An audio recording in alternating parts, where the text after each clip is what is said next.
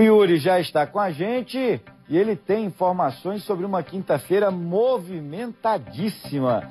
Muitas conversas entre articuladores políticos, todo mundo tentando definir quem vai, quem não vai ser candidato ao Palácio do Buriti.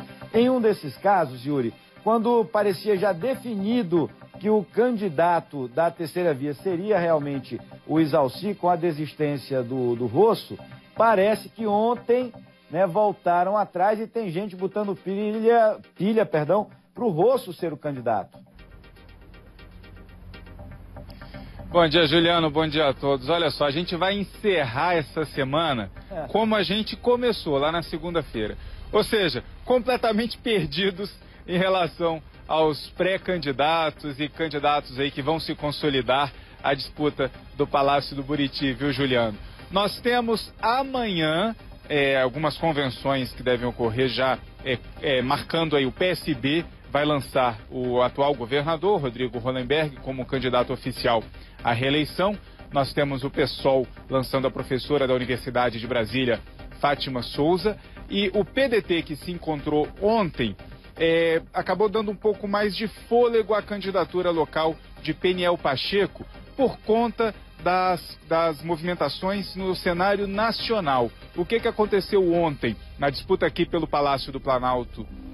Geraldo Alckmin, do PSDB, que deixou o governo de São Paulo com o vice, Márcio França, que é do PSB. O que aconteceu lá em São Paulo ontem? Ciro Gomes já anunciou, Ciro Gomes, que é candidato do PDT à presidência da República, já anunciou que vai apoiar em São Paulo e já conquistou o apoio de Márcio França, do PSB. Então, com a dobradinha lá em São Paulo, PDT, PSB, os pedetistas aqui do Distrito Federal estão acreditando que não vão ser obrigados a subir no mesmo palanque de Rodrigo Hollenberg. Então não vai precisar haver a repetição dessa dobradinha PSB-PDT, já que o Colégio Eleitoral de São Paulo seria muito mais importante que o do Distrito Federal. Mas a convenção do PDT é somente na semana que vem, no final de semana que vem, provavelmente no sábado, e aí até lá essa candidatura de Peniel Pacheco ainda fica em suspenso, viu? Ele que já foi deputado distrital, mas tem afirmado aí que ainda não conseguiu fechar apoios e alianças, porque ainda depende de uma confirmação do próprio PDT nacional de apoio à candidatura dele aqui no Distrito Federal. E outra definição que teremos no sábado, ou seja, segunda que vem, teremos um cenário melhor do que o de toda essa semana, é a do PT, que também já deve escolher o candidato ao GDF. Estão aí entre o economista Júlio Miragaia e o bancário Afonso Magalhães.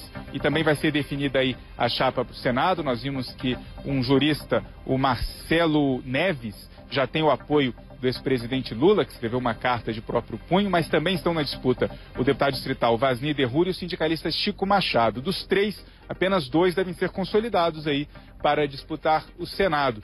E a gente tem aí do grupo de Frejá, o PR, o MDB, o DEM, fazendo acordos aí com o PSD, com o PSDB, com o PPS de Cristóvão Buarque, que também vai tentar se reeleger no Senado. E aquilo que você disse, né, Juliano? Se a gente tinha o Isalci como candidato da terceira via fechado, parecia que era esse o cenário de ontem, hoje a gente vê que não está assim, não.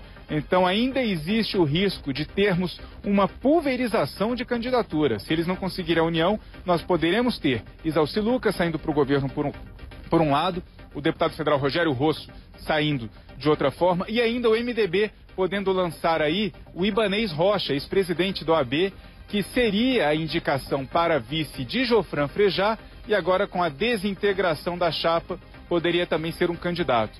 Então, esses nomes ainda vão ser colocados aí nas negociações durante toda a semana que vem, antes de qualquer definição, que deve se dar até o dia 5 mesmo, 5 de agosto, que é o último dia do prazo para as convenções partidárias. Juliano. Ô Yuri, deixa eu aproveitar um pouquinho da sua experiência, agradecer já a incrível audiência agora do nosso DF-NOR, todo mundo querendo saber um pouco mais sobre o cenário político aqui no Distrito Federal e no Brasil também, mas eu não lembro na história recente do país, vamos colocar aí pelo menos as 3 ou 4 últimas eleições presidenciais, por exemplo, aí refletindo já nas estaduais e aqui na distrital, um cenário político tão, eu vou usar uma palavra forte, tão bagunçado, tão incerto como o que nós temos esse ano. Tem como explicar essas indefinições a menos de 2 meses já da eleição, Yuri?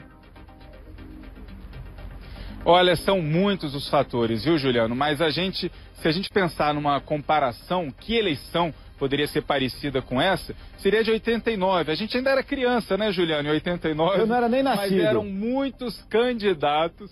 Olha lá, é feio mentir assim.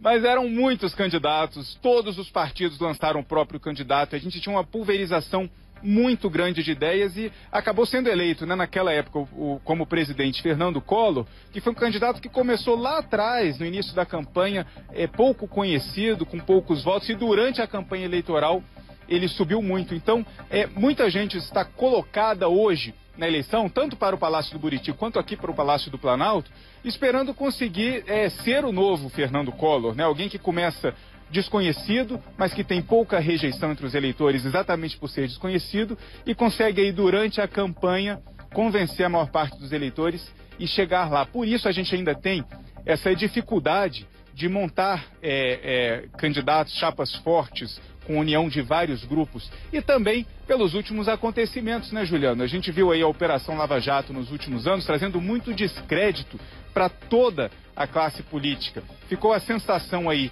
entre os eleitores que todo político que tem sucesso na eleição e consegue chegar a um cargo de poder e tem a chave do cofre, usa esse dinheiro aí de forma que não seria, como costumamos dizer, de forma republicana, né?